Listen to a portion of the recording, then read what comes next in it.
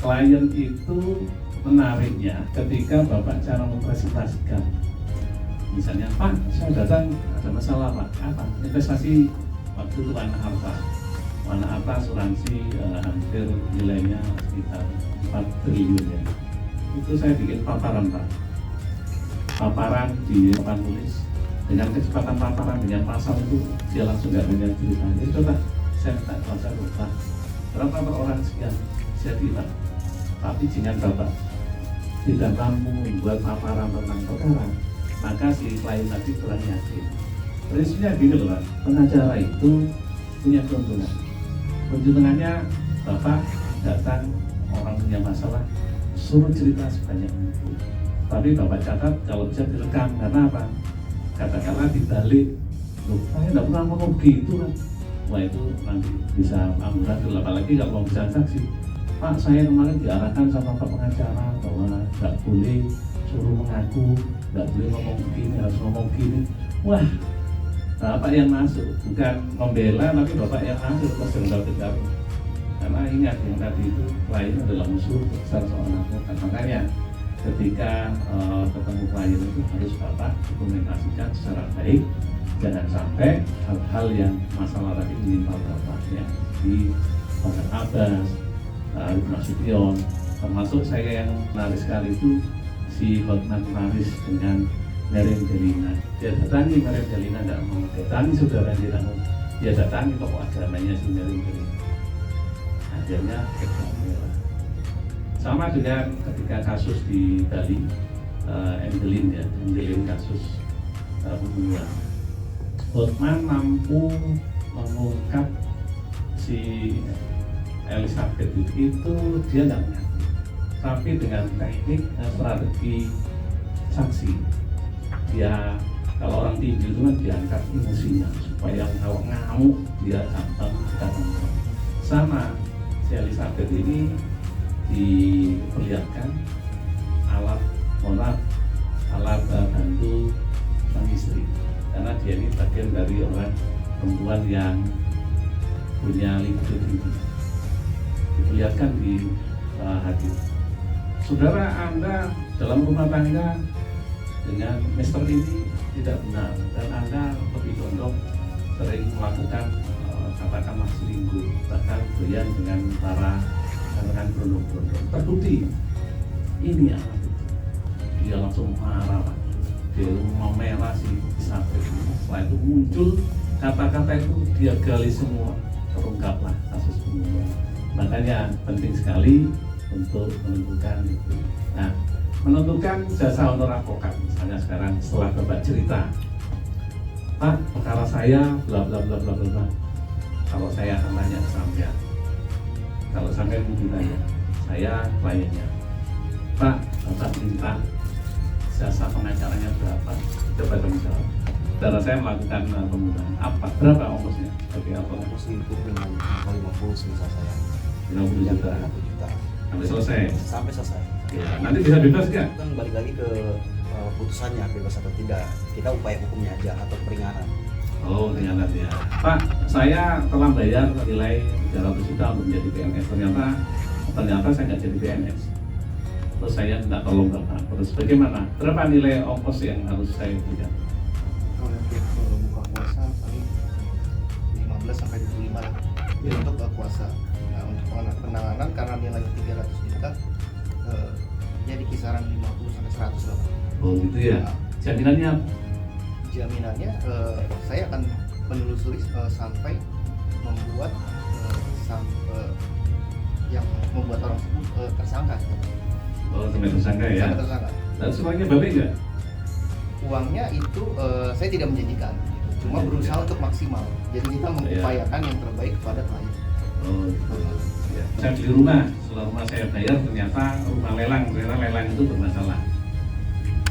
Apa? Berapa nilainya? Ini saya beli rumah 10 miliar, ternyata belum kembalian. Untuk buka puasa kita lakukan 100 juta. Iya. Terkait dengan perjalanannya, maka kita akan 25% dari pembelian.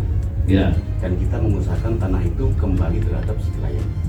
Oh gitu ya. Ya. Oh, terus bagaimana tingkat keberhasilannya?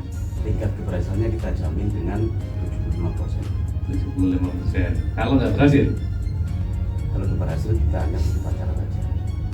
oh gitu ya. Awal-awal menjadi seorang advokat, ketemu klien orang India namanya Mas Eko Galpankar. Ketika saya ini ketemu dia, setiap hari dia orang kaya, tapi setiap ngajak makan itu di semacam diganti kecil. Saya tahu diantarkan pribadi kendaraannya baik, tapi gayanya petinju. Kalau orang India itu terkenal misalnya beli teh harganya 5.000, dia bilang beli teh 5.000, dia bayar, dia minum separuh, wah kurang manis, tidak tambah lagi, berarti dia 5.000 dapat 1,5 minum teh, itu ibaratnya. Nah sama dengan tadi itu, ketika ketemu pertama dia bawa kresek Pak, perkaranya saya ikuti terus. Berapa? Waduh saya tidak punya uang Pak ini. Ternyata dia itu salah satu pemilik perusahaan besi, penuangan besi, nilainya cukup besar. Pak ikuti saja Pak. Saya ikuti, dia tanya apa. Kadang-kadang saya ngasih minum, saya bayar. Tapi saya tetap terang. Pada titik saat tertentu, saya tahu dia dipanggil sebagai tersangka. Nah, baru saya diskusi sama senior saya, namanya Rokok Munafik. Nah, gimana kita? Kamu bicara apa saja sudah terserah, minta uang berapa. Kalau nasibmu ini menjadi tersangka, kalau dipanggil maka habislah keluarga dan keluarga.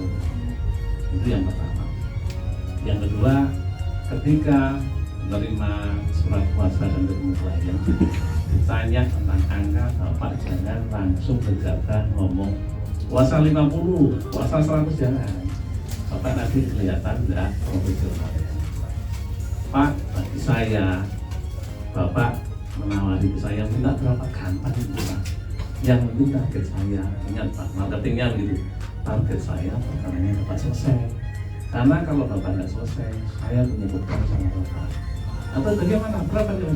Tunggu dulu Pak, perkara Bapak itu nanti, misalnya kasus ini persidangan, penyidiknya ketemu Kanit, penyidiknya lagi ketemu Pak Kapolres, Kapolri, Kapolres. Nah ini panjang. Nah sekarang saya tidak melihat itu dulu, tapi bagaimana keamanan Bapak dulu. Setelah ini, ayo dokumennya dilengkapi, Bapak harus begini, harus begini. Nah sekarang yang lebih penting saya utamakan dulu, ayo sekarang itu dokumennya dilengkapi. Kita berjalan dulu Pak. Setelah itu sudah masuk fase, terus berapa Pak? Sudah, kalau perkara ini menyangkut nama besar Bapak menjadi tersangka, maka namanya jelek, semuanya jelek.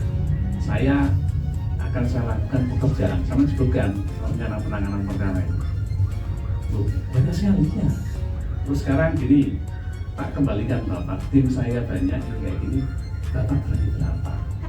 Itu salah satu teknik yang pertama. Kalau Bapak tadi mengatakan 50, 100 satunya, Bapak kebaca itu ya ini belum matang gitu. Tapi kalau dengan teknik yang tadi menjadi dipertimbangkan lebih baik. Di luar ekspektasi saya dengan Pak Putu bisa akan mengajar itu, ada menangani itu tim orang Swiss di Bali. Waktu itu di luar ekspektasi, saya ke Bali dengan Pak Putu. Perkiraan saya itu antara 200. Ternyata hampir mendekati angka 1. Saya langsung kaget dengan Pak Putu. Ini duit tenang di Pak Putu, kita lama gak sampai segitu. Iya, tapi tetap dengan kita memegang angka itu, gaya kita jangan berubah ekspresi kita. Itu biasa Pak, ini untuk jangka panjang. Bagi dia nilai itu kecil, tapi kalau dengan nilai sampean itu adalah nilai untuk menentukan diri sendiri. Makanya dari penampilan, dari ucapan, dari tutur kata itu menentukan semuanya. Jadi tentang misalnya Pak puasa sekian, itu kalau di level di segmen bawah masyarakat itu masih ada segitu. Tapi kalau kita sudah level atas, maka ngomongnya begitu. Jadi tidak ada lagi urusan-urusan yang tadi itu puasa, transportasi. Ingat, dalam menulis kuitansi dalam advokat, Bapak tulis jangan semacam uang transport, uang hukum, jangan langsung aja telah terima jasa honor advokat atau honorarium advokat, karena undang-undang advokat gitu. Nah, Bapak hanya ngomong terus menerima uang berapapun nilainya, Bapak aman karena ada dasar surat kuasanya.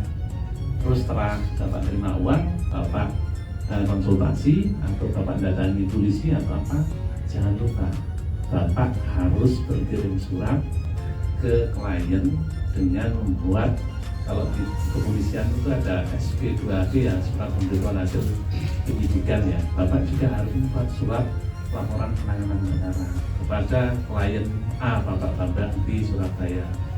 Berdasarkan surat kuasa nomor sekian, misalnya kita melaporkan bahwa penanganan perkara Bapak telah saya lakukan A, B, C, D. Selanjutnya saya akan melakukan pekerjaan ini. Bapak kirimkan secara patut melalui pos. Nah, kalau nanti Bapak dituntut dianggap menelantarkan klien, tidak bisa. Bapak dilaporkan di kepolisian, tidak bisa. Kenapa? Bapak sudah memberikan jasa konsultasi. Nah, pengacara-pengacara yang tidak jeli tadi itu masuklah ke perangkap itu, sehingga mereka tidak sadar pada akhirnya terjerembab oleh masalah hukum. Apalagi kalau sudah viral di mana-mana, itu akan menyulitkan Bapak Ibu sekalian. Nah, tadi itu kan ada yang serius, ada yang fanatik, ada yang coba-coba, ada yang benar banding, ada yang tidak mampu lalu nyari gratisan, dan ada yang memang pemain, ada yang individu, ada yang kelompok, ada yang macam-macam.